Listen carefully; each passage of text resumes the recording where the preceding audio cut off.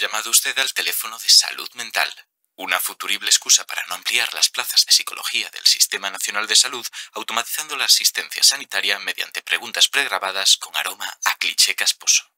Cuéntenos qué le sucede y aproveche las frases más manidas de lo que la gente piensa que dice un psicólogo. Adelante. ¿Y eso cómo le hace sentir? Hábleme de su madre. ¿Has leído a Paulo Coelho?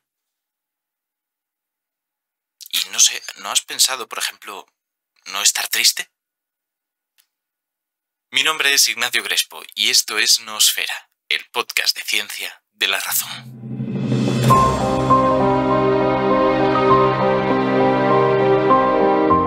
Volvemos a hablar de psicología, por fin, porque algunos nos lo habíais pedido y con razón. Esto es un tema importante y que no tratamos lo suficiente, porque es lo que tiene que haya tantas disciplinas. En este caso, tenemos con nosotros a Silvia Álava Sordo, que es doctora en psicología clínica y de la salud. Con más de 21 años de experiencia, es psicóloga sanitaria, experta en psicología educativa y especialista en psicoterapia. Es profesora universitaria y divulgadora científica. Y aparte de colaborar en medios de comunicación, es directora del Centro de Psicología Álava Reyes, autora de varios libros como ¿Por qué no soy feliz?, Queremos hijos felices, Queremos que crezcan felices, Dani quiere ser mayor o El arte de educar jugando. Ha sido premio de comunicación del Colegio Oficial de Psicología de Madrid y es miembro y asesora de varias sociedades científicas. Muchísimas gracias por estar con nosotros, Silvia. Hola, muchas gracias a ti por invitarme. Hacía falta hablar de psicología, porque la hemos traído poco y siempre lo digo y siempre me tiran de las orejas y no es porque no me guste, es porque, bueno, pues en el momento no se me ocurre o no tengo a alguien a mano que diga, oye, ¿por qué no nos cuentas esto? Pero yo creo que es una oportunidad fantástica para el programa, para que metamos la cabeza en la psicología y entendamos un poquito de qué va el asunto. Pero antes de eso, ¿tú cómo conociste la psicología? ¿Te acuerdas del primer contacto en el que dijiste, ostras, esto me parece interesante? Pues sí, me acuerdo porque yo creo que durante toda mi vida he querido ser psicóloga. Yo ya desde pequeña era una niña muy nerviosa, muy inquieta y bueno, pues oye, recuerdo que me ponía muy nerviosa, por ejemplo, cuando tenía que ir a clase de inglés. Me dolía tanto la tripa que incluso llegaba a vomitar. Y entonces mi madre me llevó al pediatra, me hicieron un montón de pruebas, se dieron cuenta que no me pasaba nada en el estómago y que eran de nervios. Y ahí empecé a ir al psicólogo con siete años y me encantó, ¿no? Eso que me enseñara técnicas, trucos para controlar los nervios y bueno, es algo que ya me llamó la atención. Tengo la suerte que además en mi familia, ¿no? Hay también psicólogos. Me llamaba mucho la atención la perspectiva de poder ayudar a los demás, pero basada en la evidencia, en cosas que funcionaran y que estuvieran ahí demostradas, y también un poco el funcionamiento de la mente y sobre todo del comportamiento humano. Es cierto que yo dudé si hacer medicina en algún determinado momento, pero fíjate que lo que pensé es que a mí lo que me gusta es trabajar con la persona, pero hablando, viendo qué es lo que le ocurre. Claro, con Eso calma. de abrir a los demás era lo que me tiraba para atrás, ¿no? Yo quería trabajar con la persona, ayudarla, pero por así decirlo, con las vísceras de él. Claro, Entonces, tú no querías abrir a los demás, querías que se abrieran los demás. Así es, ¿no? Que los demás se abrieran a mí y yo no tener ahí que utilizar ahí, coger un bisturí en absoluto. Claro. Pues está bien. Y luego cuando entraste en la carrera, porque claro, has dado un detalle que igual a la gente se le ha pasado por alto y es que te interesaba la psicología, pero en cuanto a lo que está basado en la evidencia. Entiendo que al entrar en la carrera te encuentras que no todo lo que te enseñan sigue esa premisa. ¿Cómo reaccionaste? Bueno, yo he de decir que la carrera me gustó bastante. Como todos, había algunas asignaturas que eran más, ¿no? Que eran más rollo que otras, pero bueno, yo estudié la carrera en un sitio que es la Universidad Autónoma de Madrid, que precisamente lleva a gala muy la psicología científica, desde el método científico, y yo creo que eso es algo que siempre me gustó, el decir, oye, hay que ayudar a las personas, pero teniendo, por así decirlo, una cierta garantía de que lo que estás haciendo tiene evidencia, que no, yo siempre digo, es que trabajamos con seres humanos y no podemos experimentar con ellos. No es un conejito, una cobaya que es que tenga más en la jaula. No, perdona, que es que esta persona yo no la puedo dejar peor de lo que vino. Hay que tener mucho cuidadito con las cosas que estamos haciendo. Sí. Pues que a veces da la sensación de que como es hablar, entiéndeme, no es hablar, pero da esa sensación, ¿qué mal puede hacer? Si total es apoyar a la otra persona, pero hay peligros reales. Ujú. Sí que lo hay, porque a veces en ese hablar sacamos temas o tocamos, ¿no? Hueso, por así decirlo, y quizás ahí hay alguna serie de traumas y de factores que se han vivido, que no están a lo mejor Claro. procesados y que puede hacer mucho daño si una vez que abres, por así decirlo, ese melón, luego no tienes las Ujú. herramientas y las técnicas para poder ayudar a esa persona. Esa persona no se puede ir, por así decirlo, en abierto y salir Claro. peor de lo que entró en la consulta. Que esas personas quieren ganar las herramientas y el conocimiento para estar mejor. Así que cronificarles por un mal uso de determinadas herramientas no parece lo más profesional del mundo.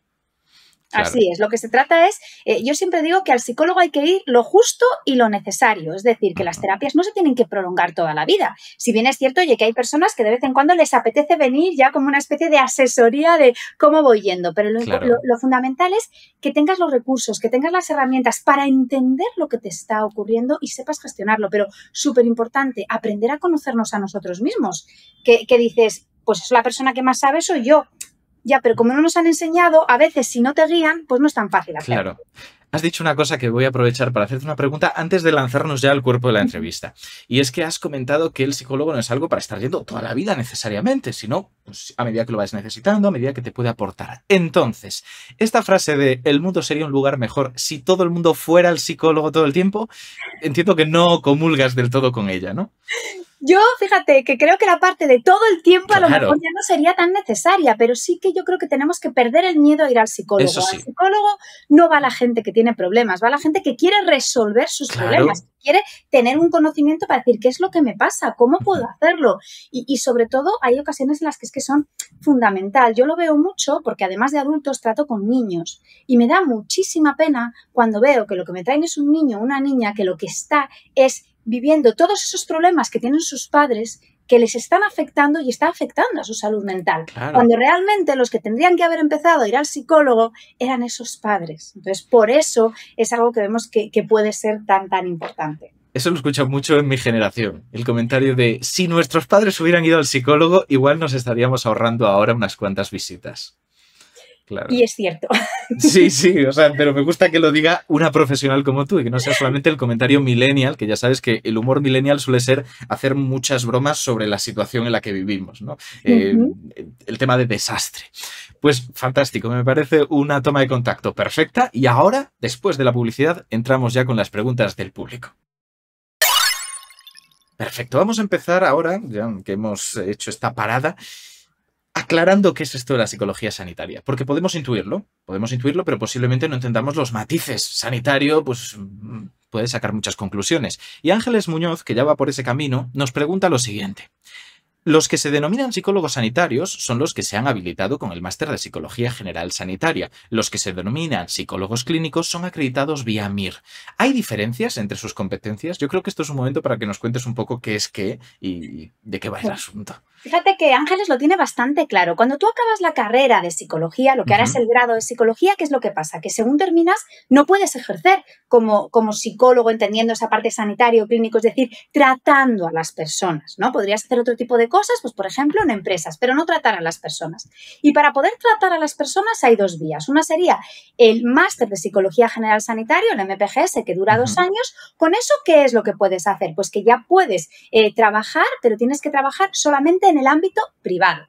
Claro. Si por el contrario lo que quieres es poder trabajar en el Sistema Nacional de Salud, en el ámbito público, tienes que acceder vía no MIR, sino PIR, psicólogo interno residente. Y ahí lo que vas a estar son 4 años de formación en un hospital, en una unidad de salud mental y en las que vas a tratar los pacientes y que luego puedes trabajar tanto en la pública como en la privada. Es decir, que el trabajo, por así decirlo, es muy parecido porque los dos vamos a trabajar con las personas, pero cambia el ámbito donde se realiza ese trabajo. Claro, y también la forma en la que tienen que formarse para ello, ¿no? No solo el ámbito.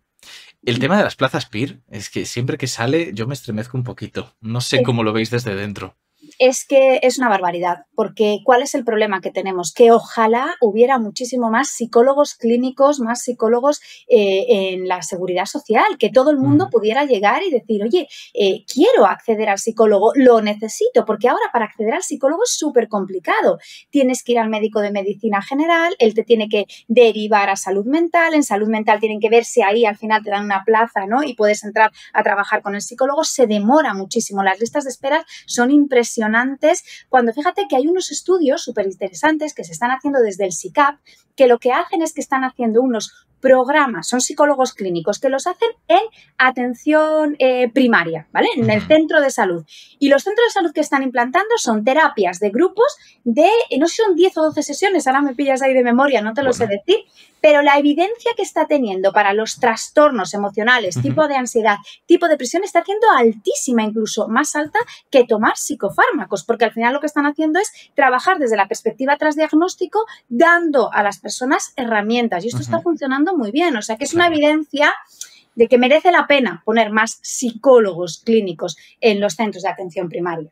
Es que estamos muy acostumbrados a ver, en cuanto a salud mental, psiquiatras en la seguridad, bueno, en la medicina pública, pero hay diferencias importantes, a pesar de que la gente siga confundiéndolos. Yo aún veo muchas personas que no saben ni siquiera cuál de los dos es el que ha estudiado medicina y cuál es el que ha estudiado psicología. Y eso que se llama psicólogo. Da pistas, ¿no? Pero bueno. Entonces, resulta que Sir Bruce nos hace una pregunta muy parecida. Dice que qué diferencia hay entre un psicólogo y lo que hace un médico psiquiatra. Ya no la formación, sino las competencias. Claro. El psiquiatra, como bien lo has explicado, Ignacio, ha estudiado medicina. Entonces, ¿qué es lo que va a pasar? Que el psiquiatra nos va a atender desde salud mental y va a atender también toda esa parte de si necesitamos en un determinado momento medicación. Es el que va a recetar la medicación. Es cierto que además algunos psiquiatras sí que hacen terapia. No todos, pero algunos sí que la hacen. Y el psicólogo nunca te va a medicar, ¿vale? ¿Por qué? Porque no ha estudiado medicina, ha estudiado la carrera de psicología y ha podido hacer el máster de psicología general sanitaria o el PIR, pero no va a medicar. Sí que va a trabajar toda la parte de la terapia, es decir, va a trabajar con la persona, con sus pensamientos, con sus emociones, con lo que está haciendo, pero esa parte de la medicación siempre la dejaría en manos del psiquiatra. He visto mucha variedad de opiniones entre los psicólogos en cuanto a si, no digo todavía mi opinión, ¿no? Pero si deberíais medicar, si no, hasta qué punto estáis preparados para ello. No sé qué perspectiva tienes tú de todo esto. Yo lo tengo clarísimo. Yo no soy médico y creo que para medicar hay que tener un conocimiento profundo de la persona. ¿Por qué? Porque todas las medicaciones también tienen una serie de efectos secundarios y tú tienes que conocer el funcionamiento del cuerpo humano. A mí me parecería una barbaridad que un psicólogo se pudiera medicar por eso, porque hay cosas que es que a lo mejor interfieren y tienes otra patología previa y hace que ese tipo de medicación, que en teoría va muy bien para la ansiedad, para la depresión, es que justo es la que tú no puedes tomar porque tienes otra cosa. Es que para eso están los médicos. Ese suele ser mi argumento como médico renegado, que ya no me dedico a nada parecido, ¿no? A comunicar solamente. Pero es verdad que es cierto que tal vez la parte de la carrera que dedicamos a psicofármacos no es tan amplia como deberíamos, pero los damos. Lo que pasa es que las interacciones medicamentosas están ahí. Así que dar un psicofármaco no es solamente saber cómo afecta ese psicofármaco, es saber cómo afecta con incluso pues, el sistema excretor, los riñones, el hígado, lo que sea, con otros fármacos que estamos dando. Vamos, totalmente de acuerdo. Pero he visto esa polémica, la he visto de vez en cuando. Pero, en fin, supongo que es normal, ¿no? División de opiniones dentro de cualquier comunidad. Tenemos otra pregunta por aquí. Nos la hace Sara Robisco y nos pregunta, dice, me gustaría saber si ha notado un aumento significativo de pacientes desde el inicio de la pandemia y si ha afectado más a algún tipo de edad en concreto. Esta pregunta se rompe un poco lo que estábamos haciendo, que era explicar un poco las bases de todo lo que íbamos a contar, pero creo que es importante porque me la he encontrado mucho. Cada vez que he hablado más o menos de un tema parecido, aunque no necesariamente de psicología, la gente se ha quedado con esta idea, que la pandemia ha cambiado totalmente las proporciones de pacientes en distintas consultas. ¿Ha sido el caso?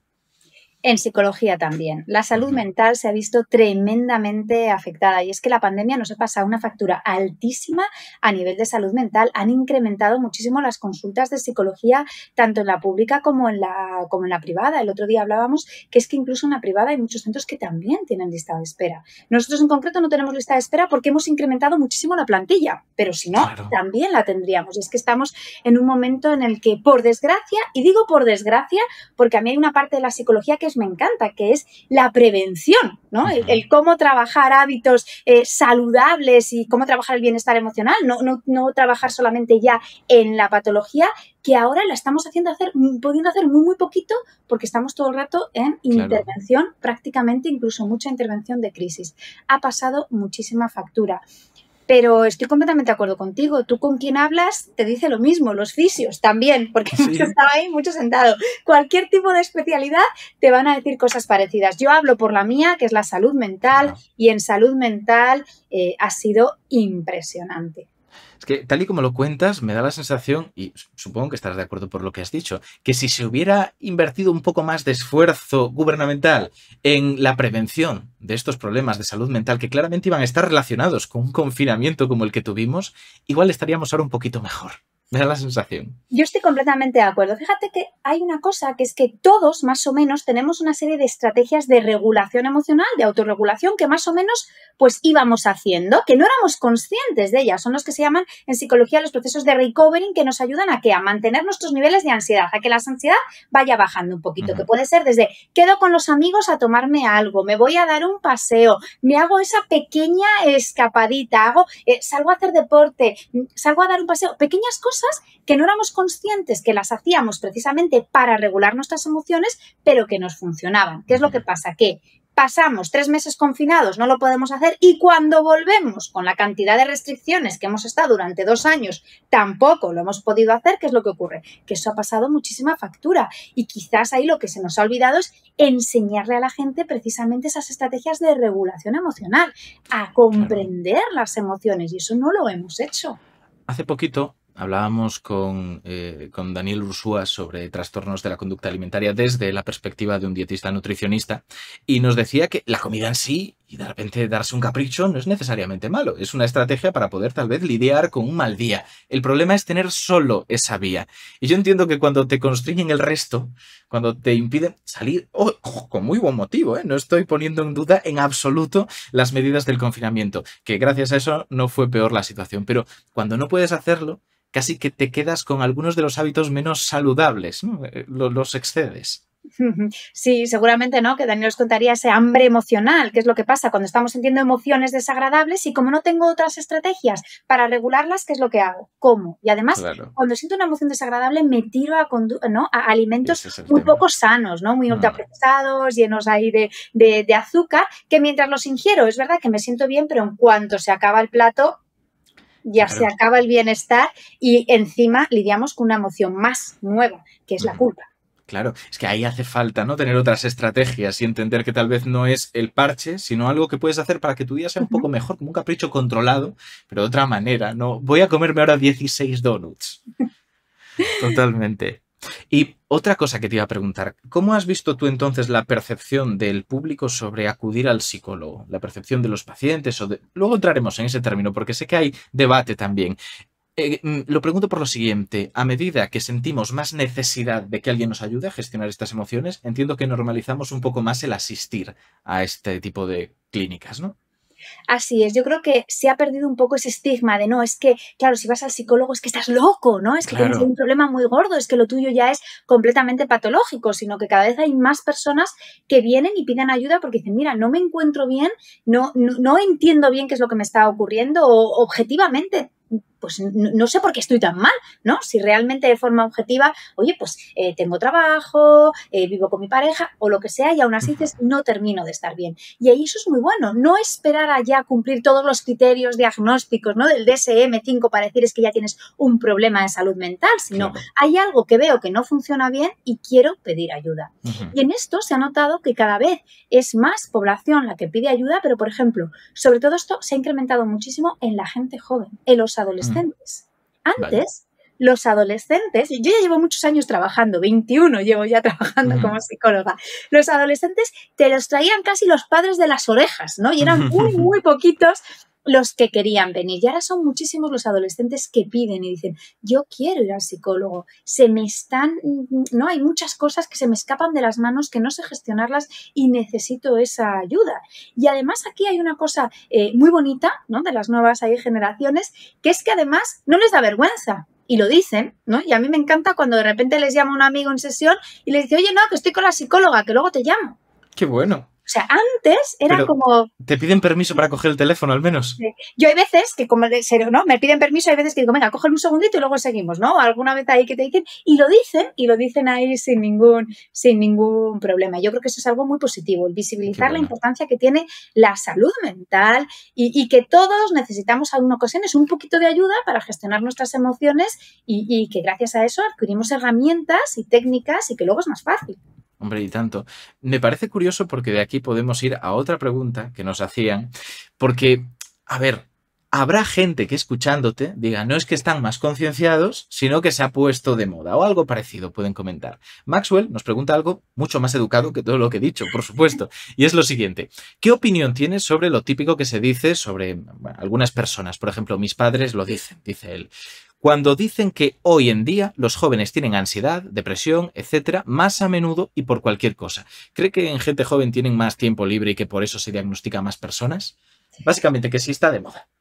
Yo creo que hay un tema que no está de moda. Está, quizás lo que sí que es verdad, que se ha visibilizado más todos los problemas de salud mental y la importancia que tiene la salud emocional y que antes no se decía y se callaba y que antes no se diagnosticaba porque la gente estaba mal, pero seguía en su casa. También hay que decir que, oye, que yo creo que hay que tener un poco de cuidado con toda la losa que le ponemos a la gente joven encima, ¿no? Es que la gente joven de hoy en día... Sí. Son muy blanditos, son unos blandengues, son una generación de cristal. Ay, claro, que enseguida no se les puede decir nada. Oye, cuidado, que gran parte de la culpa de eso lo tenemos los adultos, los que ahora somos más mayores, que quizás pues no les educamos dándoles esas herramientas y esas técnicas y que luego la sociedad no ayuda.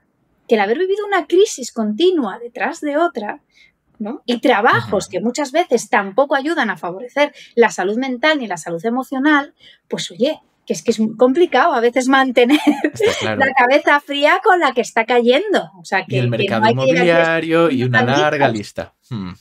Claro. O sea, que al final llega un momento que dices, oye, que hay que aprender a intentar vivir la vida y sacarle pues el máximo jugo posible y conocer cómo incrementar nuestro bienestar emocional. Pero siempre desde la realidad, el pensar, no, es que yo, venga, tú puedes, solamente con pensar que tú puedes ya lo vas a conseguir. Eso es una falacia, eso no existe. A veces se puede y a veces no se puede. Y hay que saber qué cosas sí que se van a poder hacer, tener los pies en la tierra. Y hay una cosa que digo mucho, que además es un capítulo del último libro, que es el país de la piruleta no existe. Bienvenido a la realidad. Por pensar que todo es fantástico, no va a ser fantástico. Otra cosa es, a lo mejor no exagerar y decir es que es horrible, es que es horroroso, sino es desagradable y no me gusta. Sí. Pero tampoco pretender pensar que todo va a ser maravilloso. Hay cosas que no están en nuestra mano, ¿no? Hay que entender que el mérito no lo puede todo, por desgracia. Así es. Pero bueno, con un poquito de ayuda siempre se puede mejorar, ¿eh? Claro. O sea, es lo que tenemos que dejar ahí bastante claro. Sí. Yo en eso personalmente, ¿vale? No es un consejo. Tú me dices si voy en el camino correcto. Cuando me enfrento a alguna de estas situaciones, lo que suelo pensar es, tengo que esforzarme como si pudiera conseguirlo, pero sabiendo que es muy probable que no pasa nada, sino porque sé que no está en mi mano, ¿no? Pero con ese esfuerzo.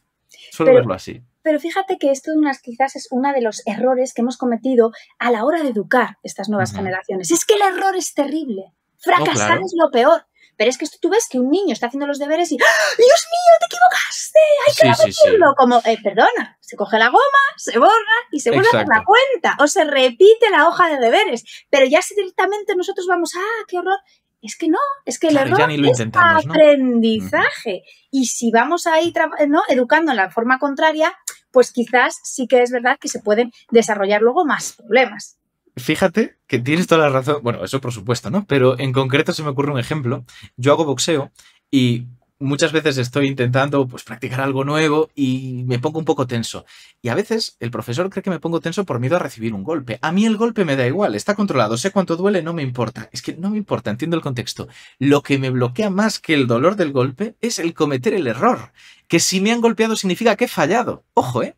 Y eso sé perfectamente cuál es el proceso mental que me lleva a ello y lucho contra ello lo que puedo, pero lo tengo ahí arraigado. Sí. Pero conocer ese proceso mental ya te da pistas, porque ya sé lo que me está ocurriendo, es ese proceso mental. Tengo que luchar contra mi proceso mental. No tengo que luchar entonces a lo mejor ahora tanto con los puños, sino con el pensamiento. Totalmente. Me parece muy interesante todo esto que estás contando, pero voy a hacer un giro rápido antes de irnos demasiado del momento en el que hablábamos, pues que si pacientes, que sí que. En medicina al menos existe cierto debate entre si llamar pacientes o usuarios a quienes nos encontramos. Normalmente las visiones suelen ser que pacientes cuando vienen ya con una patología, pero usuarios del sistema sanitario son todos, por ejemplo en medidas preventivas. En psicología he escuchado también esa duda e incluso he escuchado que algunos prefieren llamarles clientes directamente. No sé cuál es tu visión o cómo nos puedes hablar de todo esto, para aclararlo. Así es, en psicología se utiliza también mucho el término de clientes. ¿Por qué? Porque paciente da la sensación que es una persona que está ahí, que ya tiene una patología y que espera a ser tratado. Entonces tú me das el tratamiento y esto no funciona así. ¿Qué es lo que pasa? Que la persona que está haciendo la terapia, la podemos poner el nombre que queramos, pero lo importante es que tiene que saber que la terapia siempre va a ser un proceso activo y que el que tiene que hacer el cambio, me da igual que le llamamos paciente, usuario, cliente, es la persona que está sentada con el psicólogo. El psicólogo te va a dar pautas, te va a dar estrategias, te va a decir un poquito por dónde ir, pero el psicólogo nunca va a tomar las decisiones por ti. Te puede aconsejar o te puede decir, oye, ¿has visto desde otro punto de vista que si lo miras por otro lado podría ocurrir esto? Pero nunca te dirá, tienes que tomar esta otra decisión, lo vas a hacer tú. Entonces, quizás hay un poco el término paciente suele dar lugar a pensar que es que van a venir aquí y que van a tener una varita mágica que va a hacer ¡pin! Y ya está, me curan. Ojalá fuese así, pero es que eso no funciona, es inviable. Vas a tener que hacer tú las cosas. Es una reflexión muy interesante, la verdad, porque nos permite también ver la distinta forma en que se abordan estas cosas en diferentes disciplinas sanitarias. Yo recuerdo ir al máster de neurociencia cognitiva en el que estuve estudiando y que casi todos fueran psicólogos, evidentemente. En un momento dado que tuve que hablar y dije paciente, te prometo que hubo casi un silencio sepulcral de corte de respiración, de ¿qué ha dicho? ¡Por Dios! Y ahí tuve que justificarme un poco, pero no acaban de entenderlo. Igual que yo entiendo que en vuestro caso, sin ninguna duda, pues hay un problema en el concepto paciente. Yo entiendo que medicina tiene otras connotaciones, que no es necesariamente malo. Pero es verdad, la reflexión de que tienen que ser activos hay que llevárnosla con nosotros. ¿Te encuentras mucho bloqueo por parte de estas personas que van a la consulta a la hora de poner de su parte, de entender que tienen que ser parte activa del proceso? Pues depende mucho de la persona. Hay personas que sí que entienden que van a ser parte activa del proceso y además se ponen las pilas muy rápido y enseguida hacen, ¿no? Para así decirlo, todos los deberes, ¿no? que les mandamos y hay otras que a lo mejor les cuesta un poco más. Cuando a una persona les cuesta tampoco le podemos llegar a decir, bueno, es que la culpa es tuya, sino es que hay que ahondar muchas veces porque a lo mejor esa persona tiene un bloqueo y hay un bloqueo emocional que no le está permitiendo poder hacer esos cambios que el psicólogo le está pidiendo. Entonces, hay que ver, porque muchas veces no es fallo, ¿no? de la persona, sino a veces es fallo del psicólogo que no está consiguiendo tocar la tecla para ver qué es lo que está ocurriendo que está haciendo que haya ese bloqueo. Pero desde luego la variable generalmente que mejor suele predecir el éxito en la terapia es que la persona se involucre. En el caso de un adulto y en el caso de los niños que los padres se involucren. O sea, cuando te dejan un niño ahí y yo le vuelvo a buscar como si fueran el toma, te dejo el aceite y me lo devuelves, ¿no? Te dejo el coche y me lo devuelves con el cambio de aceite hecho, esto no funciona, ¿no? O sea, tienes que estar aquí y tienen que trabajar los niños y los padres. Y cuando son adultos, pues ahí quizás es más fácil porque solamente tiene que trabajar una persona. Yo recuerdo un caso, al final busco historietas personales para ejemplificar y preguntarte, ¿no? ¿Qué hay de fondo? En el que un amigo decidió que por fin iba a ir al psicólogo, lo necesitaba muchísimo, llevaba mucho tiempo que claramente no estaba siendo capaz de lidiar con sus emociones y con sus sentimientos, y volvió después de la primera consulta diciendo, yo creo que esto no funciona, no he sentido ningún tipo de cambio, después de una primera consulta. ¿La gente va todavía con esa concepción o por suerte entienden que esto es un proceso largo? Bueno, pues hay algunos que todavía vienen con esta concepción y hay que explicarles que es un proceso largo, porque además fíjate que incluso suele ocurrir una cosa, después de la primera consulta a veces te vas un poquito más removido incluso de lo que entraste, porque en una primera consulta se hace una anamnesis, que es toda la historia clínica y se pregunta de todo.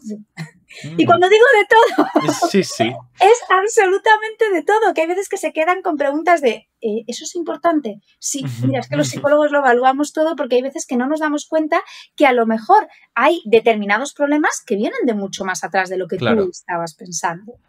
¿Hay algún ejemplo de estos que nos puedas dar? No hay ningún tipo de censura aquí, no te preocupes. Así, más que nada para que la gente entienda ante qué nos encontramos. Claro, pues por ejemplo, una cosa muy facilita de entender, en el caso de los miedos suelen producirse por un cierto condicionamiento, ¿no? Hay un primer momento en el que si yo tengo un miedo a un perro, pues lo más probable es que aunque haya sido pequeña, pues que alguna experiencia desagradable haya podido tener con un perro que ya se me ha olvidado. O muy habitual, ¿no? Recuerdo el caso de una mujer que, claro, cuando nos pusimos ahí a hablar, era su madre cada vez que veía a un perro le decía, no lo toques, te puede contagiar, te puede morder, puede... Claro. Entonces, había que desmontar toda esa historia que le habían dicho, ¿no? Su madre. Es un ejemplo muy, muy facilito, ¿no? Sí. Podríamos irnos a cosas muchísimo más complicadas, pero bueno, pues a veces hay que ver de dónde vienen los problemas o cuando tienes miedo a hablar en público. Pues muchas veces ese miedo a hablar en público es de una vez que a lo mejor no hizo falta que te quedaras en blanco, pero sí pensaste simplemente el hecho de ¿y si fallo? ¿Y si se ríen de mí? ¿Y si me ocurre esto? Y eso ya te condiciona y si no lo trabajas, pues te puede condicionar incluso para el resto de tu vida. Claro, totalmente. Hay otra pregunta que te quería haber hecho antes cuando estábamos hablando de si estaba de moda o no, que claramente no, de los trastornos mentales o de necesitar ir a un profesional de la salud mental. Está muy bien, es fantástico, ¿no? Pero lo que quería preguntarte es, si bien los adolescentes parecen más concienciados, los padres, ¿cómo llevan a sus hijos a este tipo de consultas? ¿Como el capricho del niño es este? ¿O siendo conscientes de qué es lo que necesitan y que va a estar bien? Supongo que me dirás que de todo, ¿no? Pero un poco, ¿cuál es tu percepción? Pues te tengo que decir, como bien has dicho, que de todo. Sí que es verdad que hay padres que son muy conscientes de lo que les está ocurriendo a sus hijos y eso es una maravilla, porque al final, ¿qué es lo que ocurre? Bueno, pues que entienden que ellos son una parte muy activa del proceso y que en ocasiones van a tener que involucrarse y que no vale contraer a un niño o contraer a un adolescente a terapia, sino que muchas veces la terapia hay que hacerla la familia entera. En ocasiones, bueno, pues porque lo que están viviendo en familia está propiciando varios problemas. Pues a lo mejor una dinámica familiar muy perfeccionista, muy exigente, o todo lo contrario, ¿no? Padres que dicen, bueno, como ya es mayor, que haga lo que quiera y normalizamos, claro, pues que un día con 15 años venga borracho, que venga fumando, que venga... A ver, si no es que no sea normal, pero necesita un padre que le diga, sí. No se puede hacer, porque si no mañana lo más probable es que ya no voy a volver borracho, voy a volver habiendo consumido otro tipo de sustancias. Entonces, bueno, pues ahí nos encontramos un poco de todo, pero sí que es fundamental aquí trabajar con los padres y que tomen conciencia del problema, porque si no, yo hay muchas veces que digo que con adolescentes o con niños, si el origen del problema está en los padres y solamente podemos acceder al menor, terminas haciendo muchas veces un trabajo paliativo, ¿no? Te ayudo a ti a llevarlo lo mejor posible, pero no podemos ir al origen, que sería lo ideal. Claro. Por suerte, por lo que estás contando, poco a poco la sociedad se conciencia más, pero quiero preguntarte otra cosa. ¿Te has encontrado con negacionistas de la psicología? Gente que crea que realmente no vale esto de nada. Es más, que estáis intentando alargar las consultas, que vaya... Justo hace un momento decías una cosa que es, igual hace falta que venga toda la familia. Si alguien quiere ser un negacionista de la psicología, coge esa frase y dice, claro, para ganar más dinero. Se inventará lo que haga falta, ¿no? ¿Te has encontrado este tipo de perfiles? A mí es una frase que reconozco que como psicóloga me pone muy nerviosa. Es que claro, yo no creo en la psicología. Mira, es que la psicología es una ciencia. Entonces tú puedes creer en la religión o no creer en la religión, pero las ciencias tienen un método que es el método científico y esto hace que las cosas se demuestren y se demuestren si esa hipótesis que habíamos planteado es válida o si no, si falsamos la hipótesis porque nos habíamos equivocado y a lo mejor este tratamiento no funciona. Entonces, la psicología es la ciencia del comportamiento humano. Explica por qué las personas se comportan de una determinada forma. Entonces, claro, esto no es un tema de creer, esto es un tema que es... Sin duda. Pero igual que tampoco es un tema de creer que la Tierra es esférica, no es un geoide en concreto, pero hay negacionistas. Entonces la pregunta es, ¿te has encontrado muchos de estos? Algunos sí, algunos me he encontrado y fíjate que quizás ahí es muy curioso porque hay veces que te encuentras con que viene un miembro de la pareja y te dice, yo quiero venir, pero claro, a ver cómo lo hago, o incluso vienen a escondidas de su pareja. Ostras, porque es que mi pareja no cree en la psicología. Entonces, bueno, como la terapia es para ti, pues de momento vamos a tener que trabajar contigo y ya veremos si tu pareja en un determinado momento quiere venir o no quiere venir. Ostras, claro. ¿Y cómo lidias entonces de esa manera, no?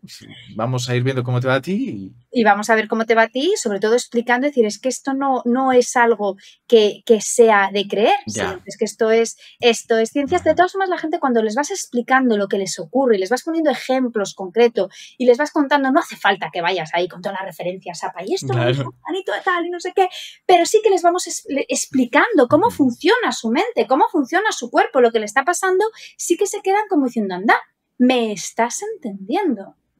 ¿Me Sí, sí. entiendes? ¿Comprendes lo que me está pasando? Y me lo estás explicando además en unos términos que yo puedo entenderlo. Entonces eso, quieras que no, abre también ahí muchas puertas. Pregunta polémica que te voy a hacer respecto a esto, porque el me estás entendiendo, comprendo que es un sentimiento muy positivo que experimenta de repente la persona que decide acudir a un especialista en la salud mental. Pero hay muchos que te dicen eso de, yo tardé mucho en encontrar un psicólogo con el que conectara. Y está esta percepción, ¿no? De que a veces tardas mucho en encontrarlos. ¿Cuál es la visión desde dentro? ¿Que realmente es tal vez falta de oportunidades, falta de apertura a ese profesional? ¿O que realmente hay psicólogos y pacientes o usuarios, o como queramos llamar, que simplemente no encajan? Es que en la vida un poco como todo, fíjate que la evidencia también nos dice que lo que más, de las cosas que más funcionan y que más curan en la parte de la psicoterapia es el vínculo que tú haces con tu terapeuta, ¿no? El sentirte Claro. comprendido, el sentirte que has enganchado.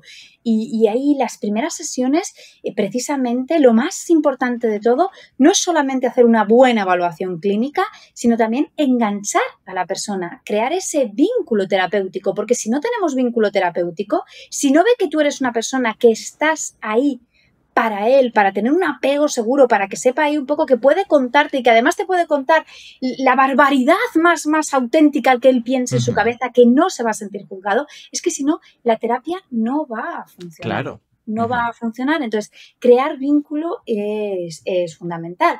Los psicólogos estamos preparados para fomentar ese vínculo y para crearlo. Pero, oye, hay veces que por lo que sea, pues oye, no somos capaces de conectar y ahí hay que ser ético y hay que remitir a la persona y decir, bueno, pues a lo mejor es que tiene que ser y te tiene que ver otro profesional, porque vamos a ser sinceros, no todos los psicólogos pueden ver a todo el mundo. Primero, porque es que, claro, tienes que tener una especialidad específica, a lo mejor es que no estás especializado en la patología que tiene esta persona. Claro. O a veces un poco por lo que ves que dices, oye, por el tipo de persona que es, pues a lo mejor es más fácil que te vincules con otro profesional. Claro. Pues voy a hacerte una pregunta a la vuelta del bloque que vamos a hacer. Vamos a hacer una parada para publicidad, que es ¿qué estrategias entonces tenéis para enganchar de forma positiva al paciente? Por curiosidad. Así que hacemos pausa y volvemos enseguida. Estamos de vuelta y voy a preguntarte lo que te dije. ¿Qué estrategias tenéis y en qué estrategias os formáis para conectar de verdad con ese sujeto con el que estáis trabajando? Pues fíjate, yo creo que aquí lo que más hacemos y lo que más funciona es validar las emociones. Es decir, estamos acostumbrados como sociedad a que cuando tú dices, no, es que estoy preocupado, la gente diga, pero hombre, no te preocupes, Claro. es una tontería, no estoy triste, hombre, ya no te preocupes, venga, que salimos a tomar unas cañas y ya te alegro yo. Es que estoy, como que la gente nos intenta animar rápidamente o a decir, lo que te pasa no tiene importancia. No. Los psicólogos en eso somos especialistas en validar las emociones, en decir, claro, entiendo cómo te estás sintiendo. Es más, te ayudo a que tú entiendas cómo te estás sintiendo, a ponerle nombre a esa emoción, a entender cuál es la causa de la emoción, la consecuencia, lo que te ha hecho actuar de una determinada forma. Pues, por ejemplo, puede que te sientas muy culpable porque tú crees que no reaccionaste de forma correcta. Claro, vamos a verlo desde esta perspectiva. Resulta que estabas atrapado en esta emoción. No podías pensar con claridad. Tenías lo que algunos autores llaman ese secuestro del sistema límbico, de tu emoción era tan intensa que no actuaste de forma racional. Ahora te das cuenta que quizás no te tienes que sentir tan culpable, sino que lo que vamos a hacer es aprender a detectar estos casos para saber cuándo tengo que cortar y que a lo mejor en determinado momento ahí tengo que decir, tiempo, no sigo hablando, primero me regulo y luego sigo. Entonces, eso sí que son estrategias que suelen ayudar, que la persona sobre todo se tiene que sentir escuchada, comprendida y respetada. Hay una pregunta por aquí, vamos a recuperarla, por no dejar de lado a los oyentes, que nos la hace Ice Scream, no helado, sino hielo grito, ¿de acuerdo? Y lo que nos dice es, además del papel de psicoterapeuta, ¿qué papeles puede desempeñar un profesional en psicología sanitaria? Porque todos tenemos en mente el psicoterapeuta, pero ¿hay más? Claro, por ejemplo, hay muchas personas que nos dedicamos a hacer divulgación, ¿no? No solamente esa parte de trabajar en la consulta, sino el promover hábitos de vida saludable o, por ejemplo, enseñar a las personas que no tienen un problema a nivel de salud emocional o de salud mental, pero que deciden, oye, yo me quiero sentir mejor en mi vida, quiero incrementar el bienestar emocional. Bueno, pues, ¿qué cosas hacen que podamos sentirnos cada día mejor, incrementar esas emociones agradables, esas emociones positivas? O, por ejemplo, hay una parte a mí de mi trabajo que me encanta, que es cuando voy a colegios o institutos a dar formación tanto a profesores como a los alumnos, enseñándoles, pues, por ejemplo, desde técnicas de gestionar el estrés, ¿no? Todo el tema de la ansiedad, a ventilar las emociones, a entender mejor lo que les ocurre. Todo eso también se puede hacer desde la psicología sanitaria. Claro. Vamos viendo que tiene entonces más, ya no digo salidas, sino opciones, porque entiendo que todo va un poco de la mano. Antes decías una cosa que quiero recuperar, porque me estaba imaginando casos extremos, no solamente lo que decías de voy a intentar explicarle a alguien o ayudarle a entender cómo se siente. Porque muchas veces cuando pensamos en esto, vienen a nuestra mente sentimientos tal vez complejos o difíciles de reconocer. Pero hay personas que tienen problemas para reconocer incluso sentimientos bastante básicos, ¿no? Personas que tienen, por ejemplo, que no es una enfermedad en sí mismo, pero es el concepto con el que se suele etiquetar alexitimia, incapacidad para leer sus propias emociones. ¿Te has encontrado con algún caso tan extremo?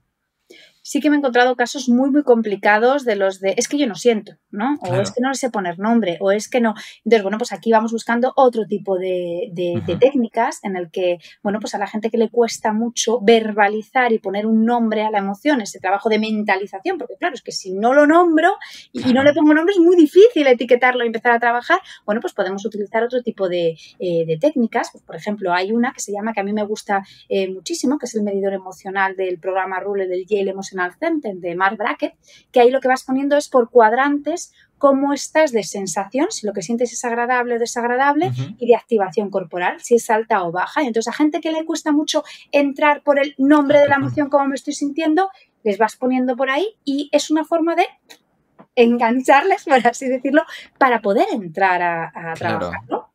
Y al final encontráis nombres usuales para esas emociones, claro, luego, o a veces los inventáis. No, hay que ponerle, luego claro, tenemos que poner el nombre usual y el nombre convencional, porque si tú le has puesto un nombre y el resto de la sociedad lo llama. Por eso digo. Te pongo un ejemplo muy también ahí de millennial de estoy rayado.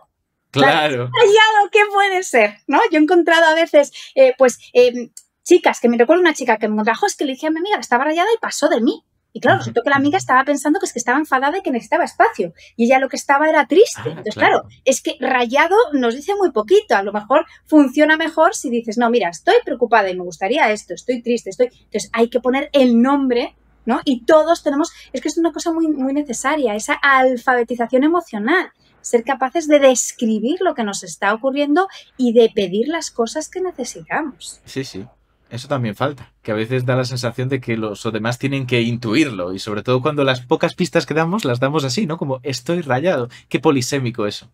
Claro. Y aquí, ¿no? Además es fuente de malentendidos, ¿no? Y luego te vienen en plan diciendo, es que he tenido un problema con mi pareja, con mi amigo, con mi amiga, con mi hijo, mi padre, el que sea. Y es que yo he dado por hecho que tenía que hacer algo, pero se lo has pedido. No, hombre, no, se tendría que haber dado cuenta. A ver, pero si todos tenemos 1.000.000 de cosas en la cabeza, nadie tiene una bola de cristal para saber lo que tú quieres. Pídelo y así vamos a evitar muchos malos entendidos. Totalmente. Fíjate, aquí otra vez Hielo Grito nos dice cuán importante es la psicosomatización en patologías severas. ¿Te has encontrado casos graves? Sí, fíjate que hay muchas veces que las personas vienen al psicólogo después de haber acudido a varios especialistas, ¿no? A varios médicos, y les han terminado diciendo, mira, es que no tienes nada a nivel de aparato digestivo, ¿no? Lo que tienes es una somatización y por eso te duele la tripa o por eso, ¿no? Tienes esos problemas a nivel gastrointestinales, pero no tienes nada. O después de haber ido a no sé cuántos neurólogos, mira, es que tienes migrañas, pero son migrañas tensionales, estás somatizando. ¿Qué significa esto de somatizar? Somatizar no significa, porque hay muchas personas que se enfadan cuando le dicen, no es que lo tuyo es somático, porque piensan, pero que yo no me lo invento. No. Claro, no es eso. Somatizar no significa que no te lo estés inventando. Un dolor somático tiene el mismo dolor y la misma intensidad que un dolor de tipo orgánico, ¿vale? Nadie duda la cantidad de dolor. ¿Cuál es la diferencia? El origen. En el dolor orgánico hay una patología que lo va a explicar y hay un tratamiento específico. En el dolor somático suele hacer un tema, una preocupación, algo emocional, algo que lo tenemos ahí seguramente en la cabeza, que hay que ir al origen para solucionarlo. Porque si no lo solucionamos, la forma de decirnos, que aquí tienes un problema, que no estás haciendo caso, es precisamente a través de ese dolor. Claro. Cuando dices somático, dices psicosomático, ¿no? Psicosomático, perdona, sí. Vale. Porque al final somático es como de cuerpo y sí, para que nadie entre. Somático, perfecto. No, me parece muy importante porque la gente ahí, yo lo he visto, ese enfado lo he llegado a ver. Se lo toman como casi que le estás diciendo que se lo inventa a propósito o para llamar la atención o lo que sea, y es muy distinto. Que entiendo que habrá casos de todo, donde ya no hablemos de un dolor psicosomático, un problema psicosomático, pero que sí estén tal vez inventando o buscando una atención. ¿Te has encontrado estos casos? En medicina al menos sí. Sí, yo sí que los he visto, pero te das cuenta, ¿no? Al final llega un momento, claro, para eso vale la evaluación clínica, para poder ahí discernir y darte cuenta, oye, hasta qué punto, qué es lo que está pasando aquí, por qué necesitas hacer esa llamada de atención diciendo que te duele algo. Esto es muy, muy común en los niños. Súper común en los niños. Y hay adultos, también que lo hacen, pero ¿qué hay detrás? Hay que bucear. Y si esa parcela de atención, claro, no la podemos tener cubierta de otra forma. Claro. Ahora que has hablado de niños de esta manera, me ha entrado una pregunta y es, ¿a partir de qué edad tiene sentido que un niño vaya al psicólogo? Porque yo entiendo que hay especialistas en casos muy, muy iniciales de la vida, pero se me hace raro imaginar a un niño, por ejemplo, de 1 año yendo al psicólogo. Bueno, hay que ver el tipo de caso. ¿Por qué? Porque, por ejemplo, hay niños que ya desde chiquititos se ven que van a tener, ¿no?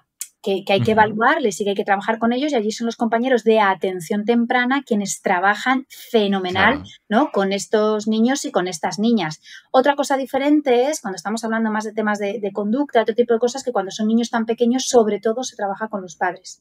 Se trabaja con los padres qué es lo que está pasando, porque a lo mejor lo que está ocurriendo es que esa mamá o ese papá está muy desbordado emocionalmente y se le está haciendo muy, muy dura la crianza y no tiene herramientas ellos de gestión emocional, y hacen que ante cualquier incidencia con el bebé, que las va a ver porque son bebés y se ponen malitos y lloran y a veces se revuelven, no se sienten capaces, y ahí generalmente trabajas mucho más con el padre o con la madre. Claro, tiene sentido. Al final son respuestas bastante evidentes, pero que si no nos las dan, a veces cuesta encontrarlas. Has hablado de niños y Pepe Muñoz tiene una duda respecto a ellos, o al menos respecto a cómo puede influir lo que nos ocurra durante niños. Dice, ¿es la terapia cognitivo-conductual suficiente para una persona que ha vivido un trauma en la infancia o solo funciona como parche sintomatológico? Y a mí aquí, aparte de dar respuesta, me gustaría que nos contaras un poquito qué es la terapia cognitivo-conductual. Y otra cosa, es que cuando hablamos de trauma hay gente que puede pensar en conceptos muy freudianos, pero no hablamos de eso, ¿verdad? Claro, de la terapia cognitivo-conductual es la que hacemos muchos psicólogos, porque es la que generalmente se enseña en la facultad de psicología y en los másteres, en los MPGs, que lo que hace sobre todo es que se centra en los pensamientos de la persona, qué es lo que estás pensando, y en las conductas, que es las cosas que están haciendo. Y trabaja bajo la premisa de que muchas cosas de los que como nos estamos sintiendo tienen que ver en el cómo nosotros estamos pensando e interpretando la situación.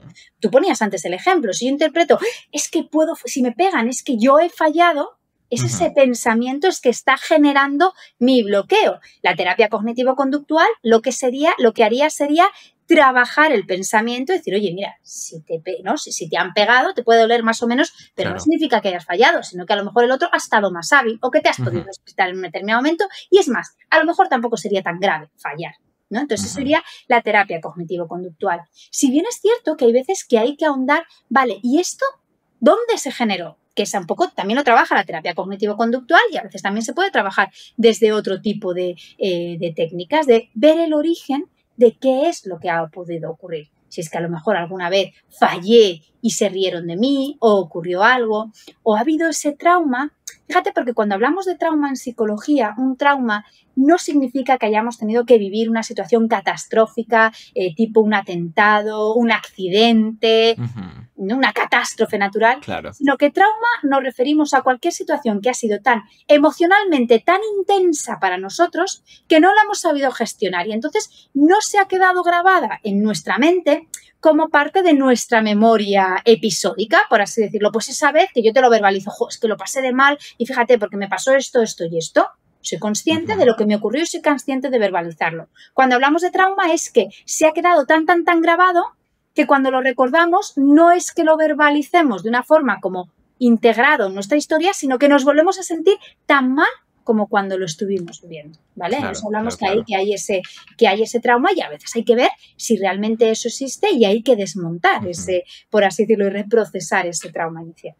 Es interesante al final volver a escuchar, pues, qué es un trauma, más allá de lo que intuitivamente nos han ido contando, sobre todo con esa visión de psicoanálisis que no es ciencia y que tiene muchísimos problemas. Así que, fantástico. Yo creo que Pepe Muñoz más o menos habrá tenido una respuesta que le haya satisfecho.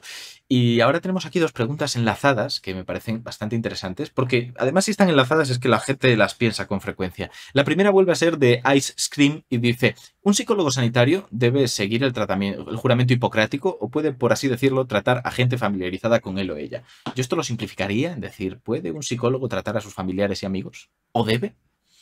Bueno, pues ahí yo te digo, oye, hay que distinguir entre familiares, amigos, íntimos, conocidos, a ver si una persona es un familiar tuyo directo, ¿vale? O un amigo muy íntimo, es mejor no tratarlo. ¿Por qué? Claro. Porque no vas a ser capaz de ser objetivo, ¿no? Al final hay que hacer una evaluación clínica y, por ejemplo, las preguntas que les tienes que hacer se pueden sentir incómodos porque tienes que no me apetece contarte esto, porque luego tú y yo nos vamos a ir a tomar algo por ahí y a lo mejor no quería contarte esta parte de mi vida, o sobre todo hay un poco porque es que la persona pierde la objetividad, sobre todo cuando son familiares muy directos o personas con las que se tiene muchísimo contacto.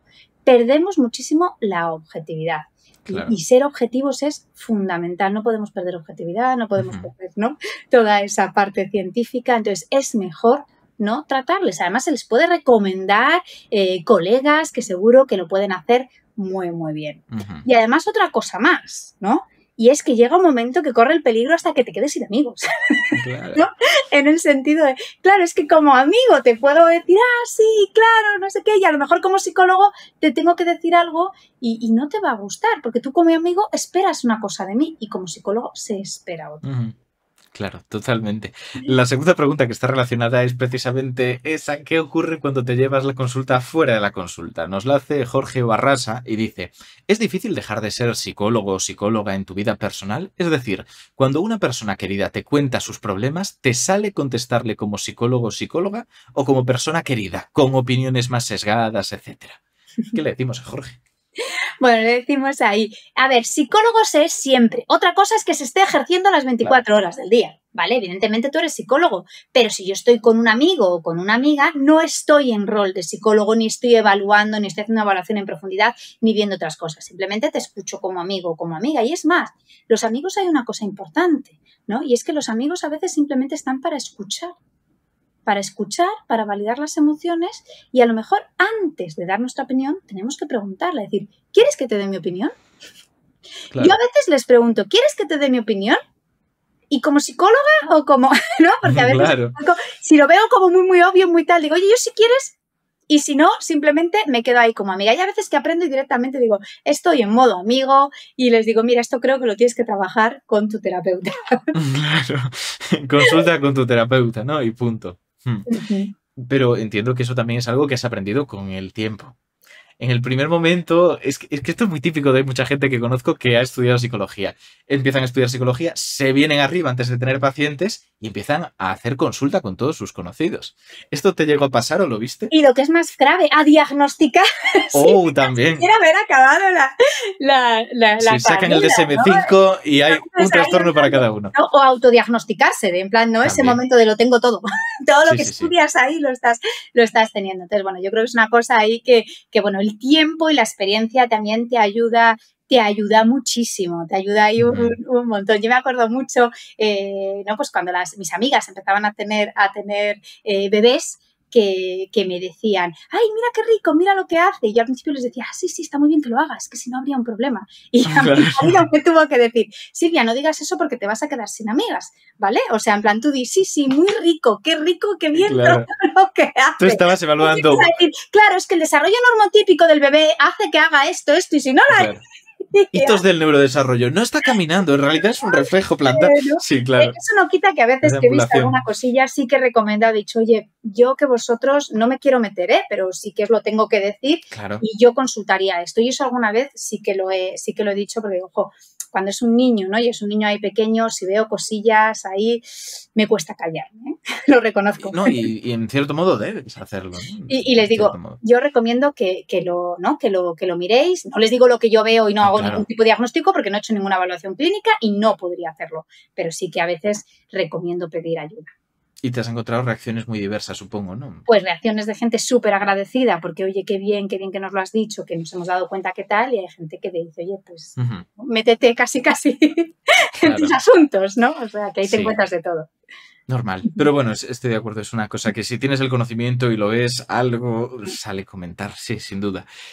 Hay otra pregunta aquí que nos hace Sir Bruce y que realmente abunda en cosas que ya hemos ido comentando punto por punto, pero vamos a tratarlo un poquito más en detalle. Nos dice, ¿por qué atacan a la psicología científica desde la sociología y tantos otros sectores para que se resisten a seguir el método científico? Aprovecho para comentar, ¿no? Eso del concepto del método científico. No hay uno, no es monolítico, las matemáticas, por ejemplo, van por otro lado. Ahí hay muchos detalles, pero no estamos haciendo hoy el episodio de filosofía de la ciencia. Eso lo hemos hecho y quien quiera rigor al respecto, ahí lo tendrá. Pero, ¿cuál es tu percepción sobre esto? ¿Te has encontrado mucha reticencia, tanto dentro como fuera de la psicología, a aceptar la evidencia científica? Me he encontrado mucho ese de a mí me funcionó. Claro. Vale, es que a ti te funcionó, me parece fantástico, si te has funcionado, fantástico. Hay muchas veces que funciona por el efecto placebo, que es súper, súper poderoso. El efecto placebo es que, ¿no? Cuando te dan algo que realmente no tiene nada, pero como tú piensas que te va a curar, te cura, ¿vale? Y eso existe y está completamente documentado. Entonces, claro, el a mí me funcionó no es válido para una intervención terapéutica. ¿Por qué? Porque tú estás trabajando como una persona y esa persona se merece todo el respeto y se merece que lo que estés haciendo con él o con ella esté basado en evidencia científica. Es decir, que se haya demostrado que esa técnica funciona para casos parecidos. Claro. ¿Vale? Yo el ejemplo que suelo poner, ahora me dices qué opinas, porque al final tiene que ver con todas las sanitarias prácticamente, es que si de repente detectamos que determinado producto tecnológico explota o entra en llamas, pues hay una serie de criterios para sacarlos del mercado, para proteger al consumidor. Y en este caso es algo parecido. Intentamos proteger, intentamos que haya una garantía de calidad y seguridad en lo que se ofrezca para que alguien esté bien. Por eso es tan importante cuando hablamos, por ejemplo, a nivel de problemas emocionales, hablar, ¿no? Y pedir que sean psicólogos colegiados, que tengan, que sean PIR, que sean MPGS, pero que tengan un número de colegiación y sobre todo que esté avalado las cosas que están haciendo por la ciencia. O sea, es decir, que el método que están utilizando se ha demostrado que son cosas que funcionan para casos parecidos. O sea, esto de experimentar, es que estamos experimentando con una persona. Con sus emociones, con sus sentimientos, que es que no, lo que decía al principio, que es que no la puedes dejar peor de lo que estaba. Experimentos con gaseosa, ¿no? Al final vamos a eso. Y eso me lleva a otra pregunta.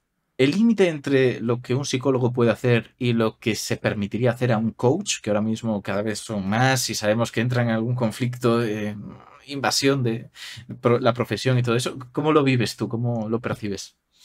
Bueno, aquí, ¿no? Yo creo que son cosas completamente diferentes, ¿no? El peligro que tiene un coach es cuando el coach se pone a hacer, pues, hablar, por ejemplo, de emociones, ¿no? O estos coaches emocionales que dices, a ver, es que para entender las emociones es que muchas veces hay mucha problemática detrás y tienes que tener un conocimiento de la persona y tienes que ser sanitario o clínico para realmente poderlo trabajar. Entonces, aparte que el coaching no es una ciencia, no está basado en ese método científico. No son cosas que digamos que es que se haya demostrado que funciona. Entonces, el coaching puede estar muy bien para un determinado momento, alguna asesoría a nivel profesional o de otro tipo.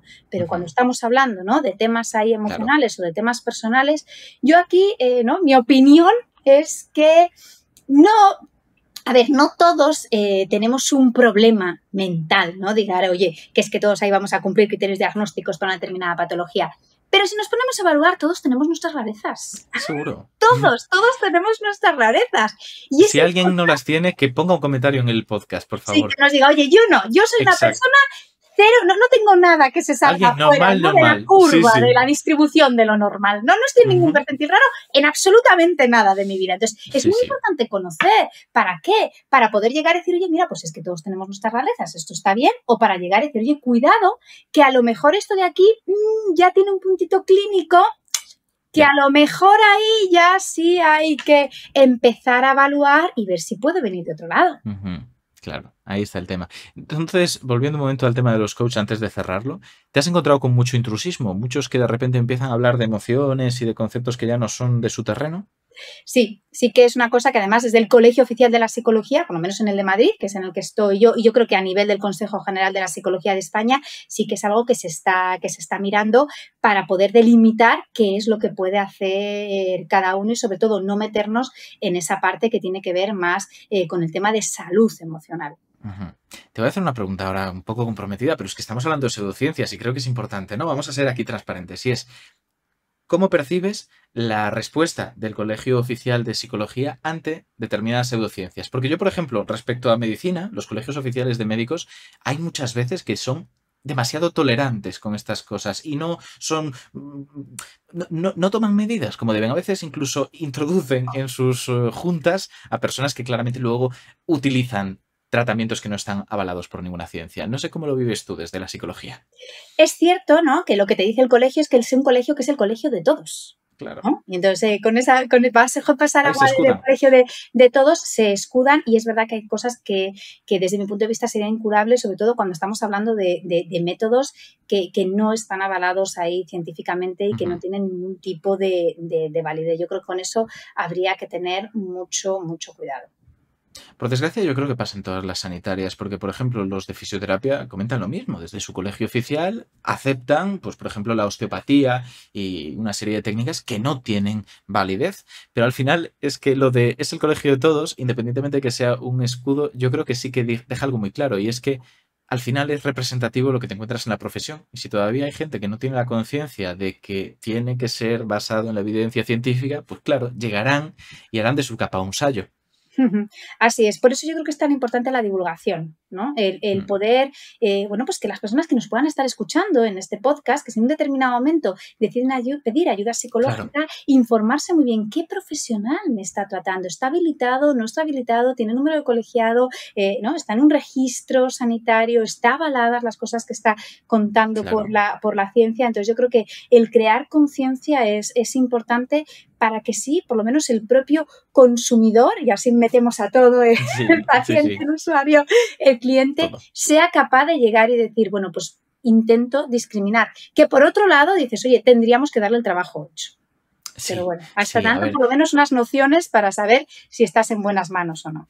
Pero justo en este caso hay tantas ramificaciones, que no son ramificaciones, tantas pseudociencias que se hacen pasar por psicología. Es difícil, ¿no? Pretender que de repente el consumidor sepa que si le hablan de terapia Gestalt, mejor salga corriendo. Complicado, ¿no? O mucha gente en redes, ¿no? Que se pone apasionado de la psicología o experto en psicología de tal, pero no eres psicólogo, no has hecho esa carrera. Entonces hay que tener cuidado también un poco con esas cosas porque claro, ¿no? Es esa famosa frase de echa la ley, echa la trampa. Bueno, pues ahí hay trampas también. Claro, sin duda. Pues vamos a hacer la última pausa y volvemos con esas 3 preguntas finales de todos los Nosferas. Estamos de vuelta y vamos a preguntar lo de siempre. Lo primero, Silvia, ¿qué libro? Me ha faltado aquí la R, yo creo que he usado tantas que no me han quedado. ¿Qué libro recomendarías? A mí me encanta leer. Fíjate que ahora este verano he estado atrapada a la trilogía de la Ciudad Blanca. Me ha tenido ahí completamente enganchada. Pero te digo porque es de los últimos que me he leído, porque yo me engancho con mucha facilidad a la lectura. ¿Qué te ha enganchado de esta trilogía en concreto? ¿Ha habido algo así reseñable? Pues sí, bueno, me ha gustado mucho cómo está escrita, me gusta mucho la novela policíaca, o sea, lo reconozco, pero fíjate, me ha gustado mucho que está ambientado en Vitoria, ¿vale? Y hay un personaje, no quiero destripar el libro, ¿vale? Pero hay un personaje que es el típico abuelo vasco. Y me recordaba mucho a mi abuelo, ¿no? Mi abuelo vasco, no Álava es de allí, pues le veía muchas veces, ¿no? Identificado en este prototipo de personaje de abuelo vasco, de los de emociones para adentro y solucionar problemas, pero luego estoy ahí de forma incondicional. Bueno, o sea, que los personajes están bien caracterizados, al parecer. Y en cuanto a película, ¿qué película nos quieres recomendar? Bueno, es que yo soy súper fan de Star Wars, ¿no? Entonces ahí sí que es verdad que la trilogía de Star Wars, sí es verdad que las que más me gustan son ¿no? Son las primeras que realmente son la cuarta, quinta y sexta, ¿no? Digo, las primeras, las que yo vi de pequeña, porque además tengo un recuerdo muy bonito, porque mis padres compraron un vídeo VHS, la gente joven que nos está escuchando, ¿no? No sé si sabrá lo que es el vídeo VHS, cuando se alquilaban las películas y había videoclubs, y alquilaron la primera película que compraron, la primera película que alquilaron el día que compraron el vídeo era La Guerra de las Galaxias, y por eso además yo creo que me impactó tanto, no solamente la película, sino ese verlo en familia todos juntos, primera película. O sea que es un conjunto de cosas, porque por aquí habéis pasado muchos fans de La Guerra de las Galaxias, pero en concreto ahí se entiende que tiene unas connotaciones emocionales distintas. Sí, sí, así es. Entonces, ¿tú te acuerdas del momento en que le dice que es su padre, Darth Vader, a Luke? Esto ya no es spoiler, ¿pero te acuerdas? Sí, ¿De lo que sentiste? ¿Y cuál fue la reacción? Es que, claro, a mí me lo contaron antes de verla. No me digas, claro. Que ya era Vox Populi en mi caso. No, o sea, en plan de... Sí, que es verdad ahí que fue un momento como... ¿No? ¡Wow! Esto de aquí, menudo giro ha dado aquí la historia. Claro, yo creo que al menos de los de mi quinta, casi todos lo sabíamos antes. Lo sabéis ahí antes. Es una cosa de la vida que me he perdido y me pesa mucho haberme perdido, pero tengo la espinita, por eso la pregunto. De acuerdo, y la última pregunta, ¿qué afición nos recomendarías? Pues fíjate, yo ya os he dicho que me encanta leer y es una afición que recomendaría a todo el mundo. Yo el verano pasado, a mí me encanta leer y tengo muy poquito tiempo, y sobre todo leer novela, no solamente leer ensayos, que leer ensayos y papers leo muchísimos por mi trabajo, pero ese leer novela, el verano pasado, después de, yo cuando hago las maletas para las vacaciones, primero organizo cuántos libros me voy a llevar, además leo en papel, o sea que todavía algún año pago sobre, ¿no? Tengo que pagar ahí sobre coste de la maleta, organizo qué libros me voy a llevar y el año pasado, después de vacaciones, dije, mira, esto no lo voy a dejar solamente para las vacaciones. Cada día voy a sacar un ratito para leer, pero para leer novela, para leer ficción. Y es algo que intento mantener. De hecho, aquí el perjudicado ha sido Netflix, porque ahora veo muchas menos series, o elijo series solamente de capítulos de 20 minutos o veo medio capítulo, para luego dejar ese tiempo para leer. Y a mí me ayuda muchísimo a desconectar. Aparte que luego también está demostrado que no se desconecta igual cuando estamos hablando de un ocio pasivo, como puede ser ver una película, ver una serie, cuando estamos hablando de un ocio activo. Entonces yo lo recomendaría a todo el mundo porque sí que es cierto que es algo, el poderte meter en un libro y en las vidas de los demás, a mí me resulta apasionante. Poderte meter en las vidas de los demás, claro, eso es muy psicología, ojo, ¿eh? Claro. Ahí ya se cierra todo. Formación profesional. Totalmente. Pues fantástico. Muchísimas gracias por estas recomendaciones y por haber hablado de la psicología sanitaria, que tan importante resulta de una manera tan rigurosa, que se agradece mucho. Pues muchas gracias y esperemos volver a vernos otro día. Seguro que sí. Y ahora acabamos con una conclusión, como siempre. Vamos a intentar dejar ahí una reflexión con la que poner el remate. Ya hablamos en su momento con Ramón Nogueras de todo esto de la psicología científica. Lo enfocamos de esa manera y metimos mucha caña a pseudoterapias. En este caso hemos dado una perspectiva muy constructiva, tremendamente positiva, porque al final hemos hablado de lo que realmente se hace en la consulta. Ese lado también está. Y ojo, porque en las redes sociales, como al final el psicólogo riguroso se enfrenta a tantos baches y tantas tormentas, acaba... no digo amargándose y agriándose, pero es verdad que centra mucha parte de su discurso en ir contra aquellos que se hacen pasar por psicólogos o ir contra las pseudoterapias. Pero y todo lo que se construye, se habla poco de ello, se habla menos de lo que se debería. Y son momentos como estos, espacios para que cuenten lo que quieran con tiempo, los que a mí me llenan, por ejemplo. Así que muchísimas gracias a todos y nos escuchamos en la próxima.